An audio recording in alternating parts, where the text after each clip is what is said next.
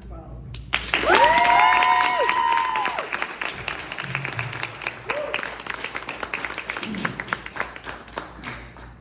Hi, everyone.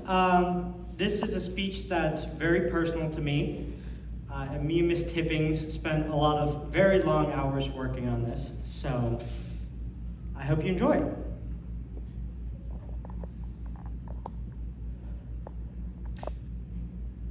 I have autism, but I'm not blind, or deaf, or whatever my family thinks I am that makes them so confident I don't hear what they're saying. They like to pretend I'm not autistic, just special. But I can always hear their real thoughts. Like when my grandpa talks to his friends at the family barbecue and says,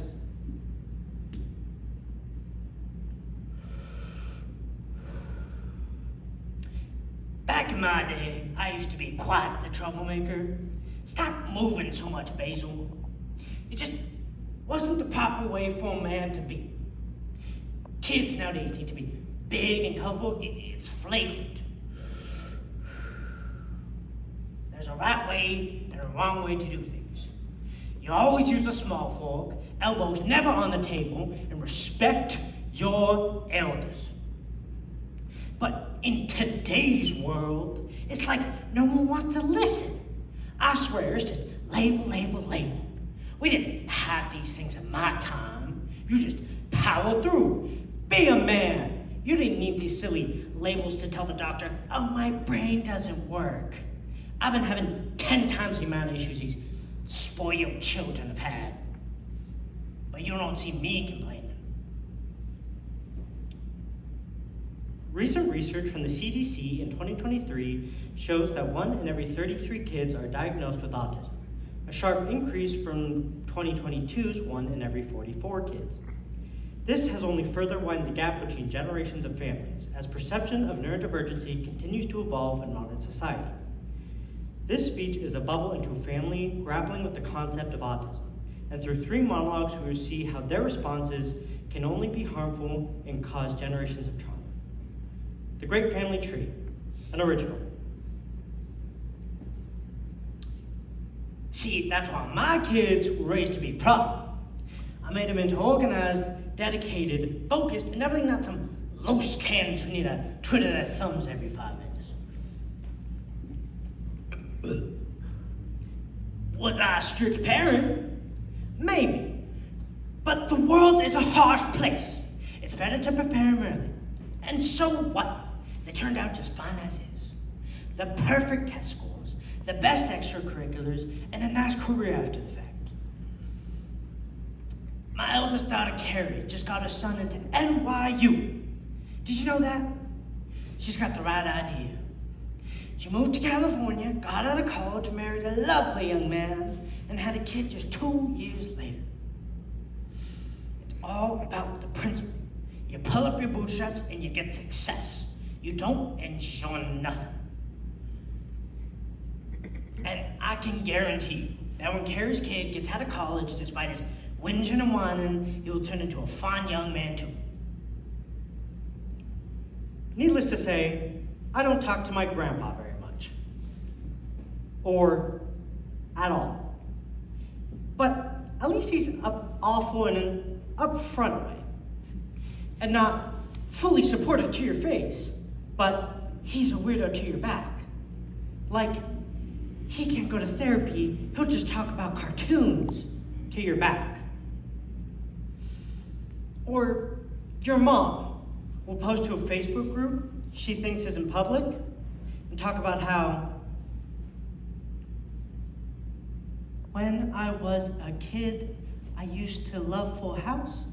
It made me want to be a mom. But I never could have expected what my child would be like. Before being a mom, I had a nice schedule going. I'd wake up, brew some coffee, make some toast, and head to work. But since I had Nico, all gone to hell, I do love him, but he's hard to understand, you know? Back when he was 8, Nico made us leave our Dodgers game because he dropped his Pokemon figurine in the mud and wouldn't stop crying. There was a month in the 2nd grade where I just watched Adventure Time the whole time. Nothing else, no sports, just Adventure Time. And don't even get me started on school. I mean, a call a day.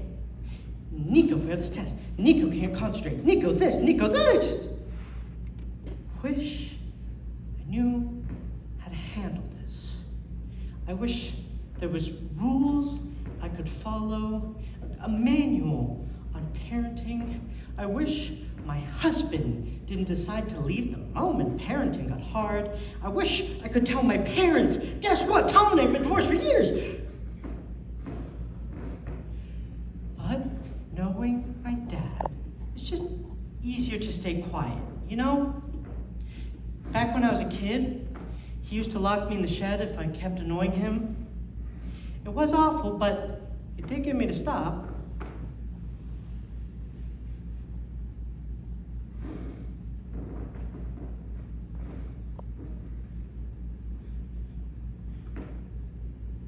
One time, Nico got really loud, and I just locked him in the closet. Just locked him in there. And I got out right away.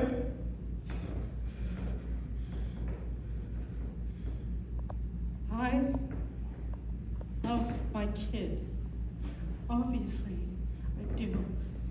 But how do you handle someone with so much going on? And now he's going to college? I mean, he's not ready. How am I supposed to just let him go across the country, especially by himself? It's ridiculous. He needs somebody to help him, to be there for him. I want to relax and not worry, but he's still my little boy, you know? I haven't spent a single day in 18 years not worrying about him. Of course I love Nico for the way he is, but I wish he was normal. She doesn't say it, but I know that's what she means. Sometimes I feel like I'm bad at autism. It's a weird thing to say, right? Like being bad at existence. But it's the reality.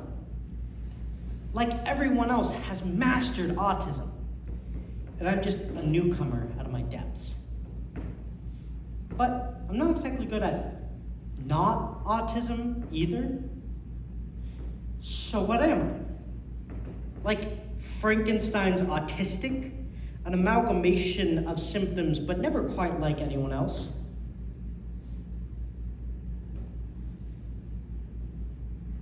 See, that's the funny thing about autism. It's having so many people just like you, yet still being alone. It's tasting regret in every single word.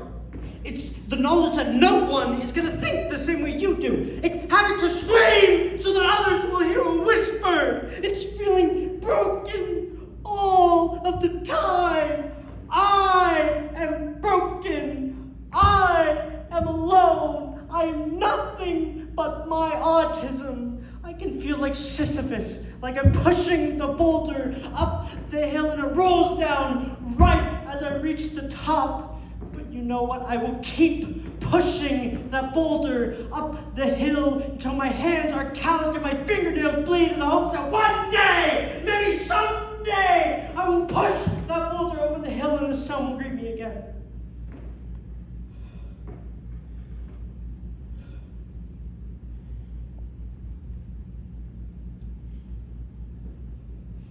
I